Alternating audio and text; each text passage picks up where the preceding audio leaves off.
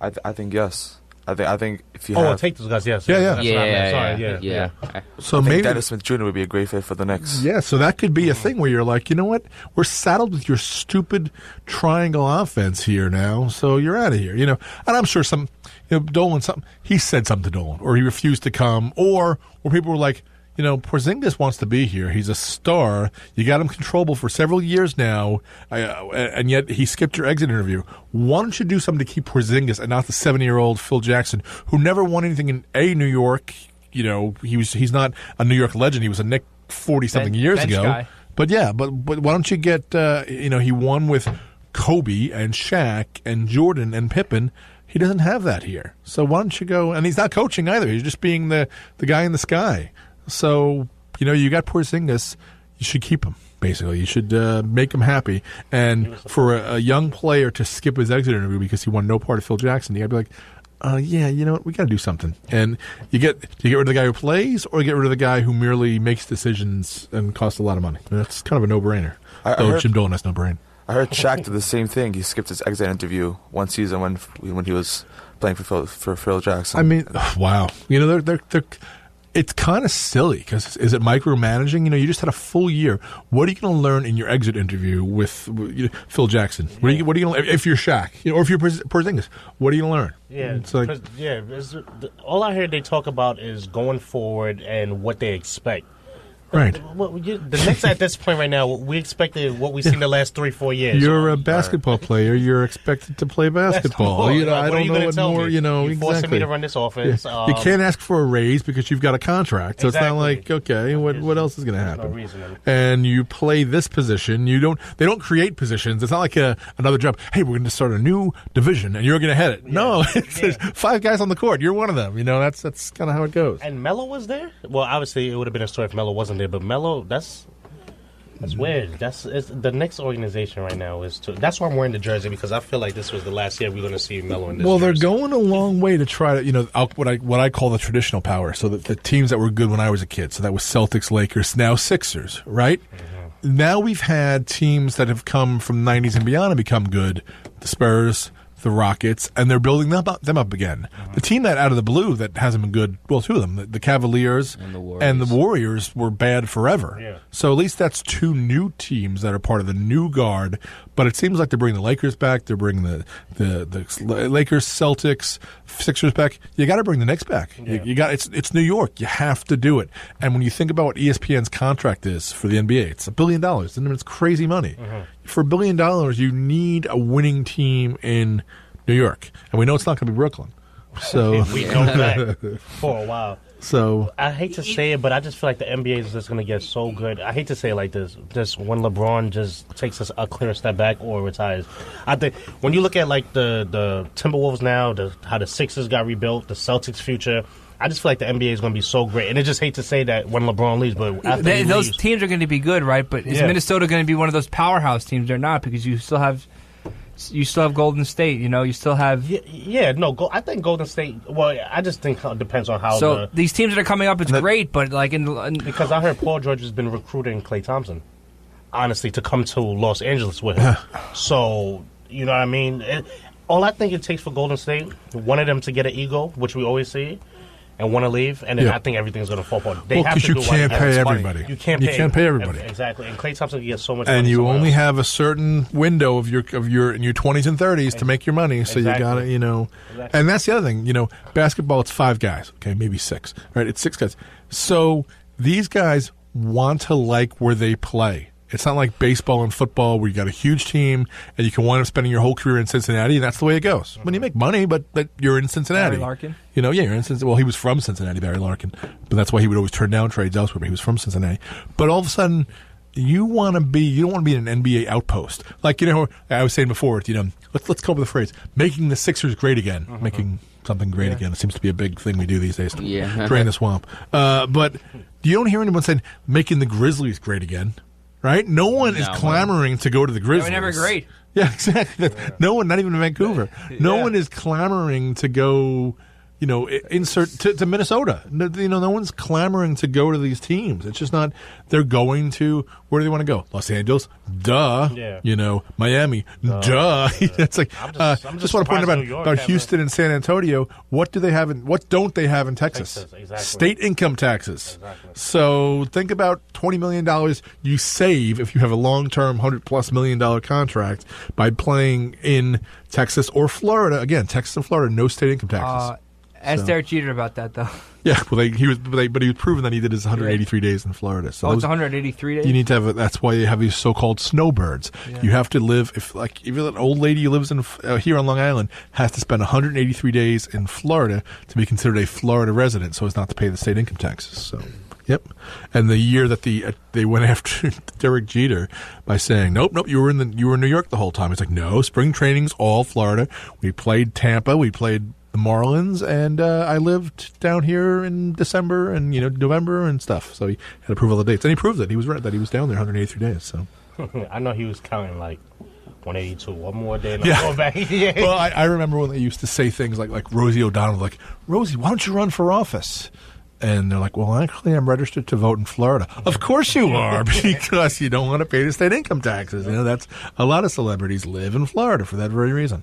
So that's why when they compare contracts, they're like, okay, he's got an offer from New York and he's got an offer from Houston. Though you pay taxes for the state you play in, though. Wherever you're playing, the city and the state of the game you're playing in. Yeah, absolutely. But that goes without saying. That would happen no matter what. It's just the home stuff that you want to, and the bigger contract as it was. What's in your bank account and the like. So. And you know what the crazy thing is that I think it was Andrew McCutchen. You saw the paycheck of Andrew McCutchen, and you see like every city with the pay stub. That's another thing. If you're into accounting, you can get a job with a major league team, and you have to do all the kind of accounting for the cities and taking out payroll from here and there. We can get your training started right here in NASA. Right here, that's right, exactly. They have accounting here, correct? Yeah, there you go. So anyone out there wants to do accounting, start at Nassau Community College. What happened to that on the news, this big Nassau in the police department? Did you guys see it on the news? A whole bunch of fraud going on, and they arrested about like 12 officers or something? No, I didn't hear about that. Yeah, it was on the news. I was tonight? Watching. Yeah, tonight it came on, and then I don't know what was, some type of fraud was going on. All I know was the politicians who were indicted. So. Well, here's an email that I got. It's just switching gears slightly. I got an email from NYCB Live, which is the Coliseum, right? Preseason Islander tickets on sale now. The 2017-18 NHL preseason schedule is set, and the puck drops for the New York Islanders at NYCB Live, home of the Nassau Veterans Memorial Coliseum, on Sunday, September 17th. Oh, my dad died on September 17th, 2009, so that's a day I know. Oh, God. Against the Philadelphia Flyers. Purchase your tickets today. So the one game they're going to play at the Coliseum, and the contract said they were supposed to play 5 games at the Coliseum. July 10th, go to the meeting at Almont Public Library, 6 to 8. Here's what you could also see: New Kids on the Block, July 7th. Brooklyn Boxing on Long Island, July 15th. That doesn't make any sense. And Brooklyn Boxing on Long Island? And UFC Fight Night, July 22nd. Mark, you're not going to go to that? But it's got Long Islander Chris Weidman. Has he won since he won the championship? I don't think so, right? No. Yeah. He has not won since he won. By the way, big Nets news today. Oh, good. Is there really? Yes, well, this is only for the diehards. I know what those words mean, but what you say makes no sense. For the diehard fans like myself. Okay.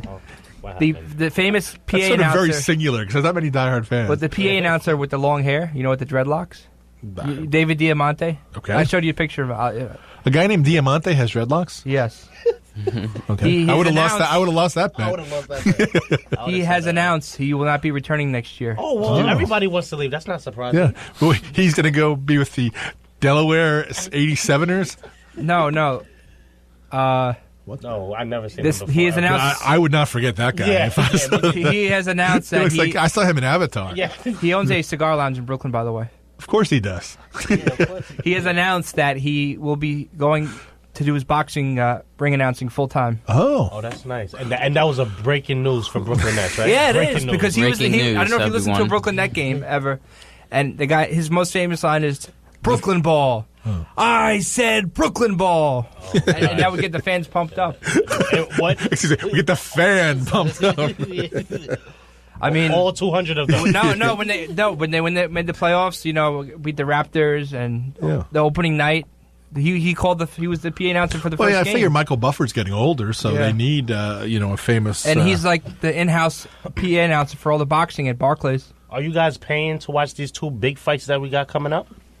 We got the McGregor. and that's going to be, when is that going to be? August, I think. That's August. Of this year? Yeah. How about Boy, Triple it's G? close then. And then wow. we got the Triple G Canelo fight finally happening. Oh, because I know last week was Ward versus Ward versus the Russian guy, right? Yeah, I mean he won. He won. Well, now so the question with regard to McGregor against Mayweather, does the winner face Pacquiao? They're saying Pacquiao's manager. And by winner, I mean Mayweather. Yeah, Pacquiao's manager came and said this is a career.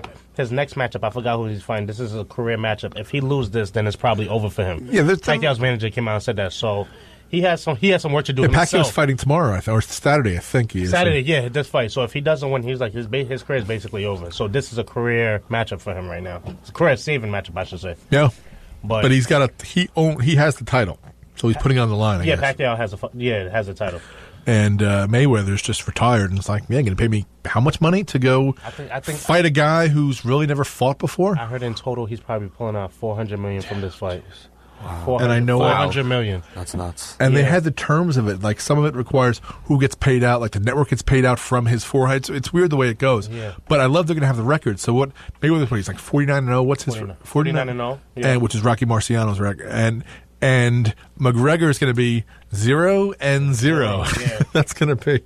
That's crazy. That's nuts. My favorite fight ever was the Chris Weidman fight where the guy's leg snapped in half. Was that Anderson Silva? Yeah. Or yeah.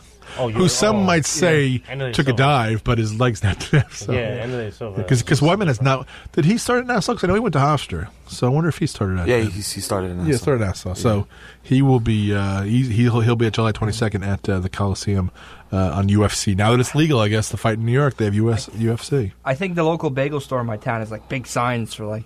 Oh really? Chris Weidman. He's a Baldwin guy. Yeah. Yeah. Okay. Is this something that you guys want to see more often though?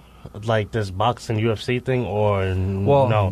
The way that the laws came out, the boxing's kind of like taking a Well, dive. that's the thing. To me, growing up and way before me, boxing was huge. I mean, my dad loved boxing, but now if you're an athlete, a boxer, you become a football player, you become a basketball player. You don't become a boxer. It's just, and in fact, it's become the violence that is in boxing. People so turn away from and cringe that it's almost like you wonder, is that going to happen to football? Because now all you hear about the scrambled brains and did you see the Clinton Portis story yesterday?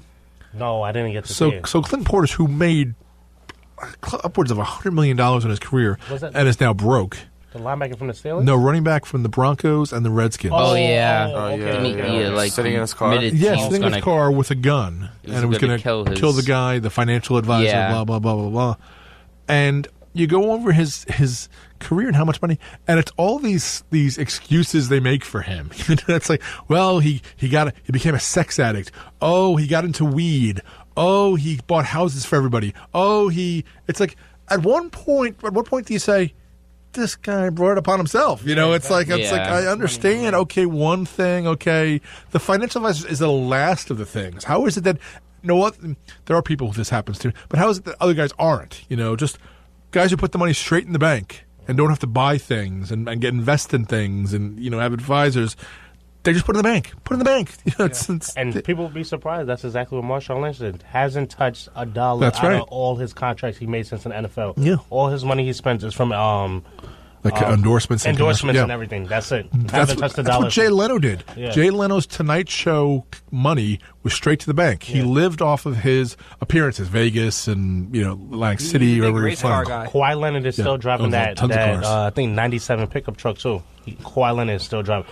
I mean, that's a little bit too humble for me. Yeah. But I mean, the money disappears. And I understand, he bought his mother a house. Yeah. He bought her a purple house. The story about Clinton Portis. Yeah. He bought her a purple house because she said when he was a kid she wanted a purple house. It's like, that's great, but you don't have to. It's great to buy your mother a house. I'm totally for that. It's the other stuff that's just silly to do. You don't have to buy. He owned 8 houses. You don't need 8 houses. You want to have a summer house? Great. That's fine. If we're talking about being humble, Tristan, maybe you can answer this. What does Kendrick Lamar drive? Kendrick Lamar. I like that. I like that, Mark. I like that. I don't even know, but I know it's something nice. It gotta be. But you heard it was a big thing. Kendrick Lamar. He had a single drop this week. See, I said drop because I'm good with the kids. Yeah. I'm down. I mean, Kendrick I'm Lamar up. bought his younger sister. She just graduated high school, like a 2016, like Hyundai or something like that. And everybody was bashing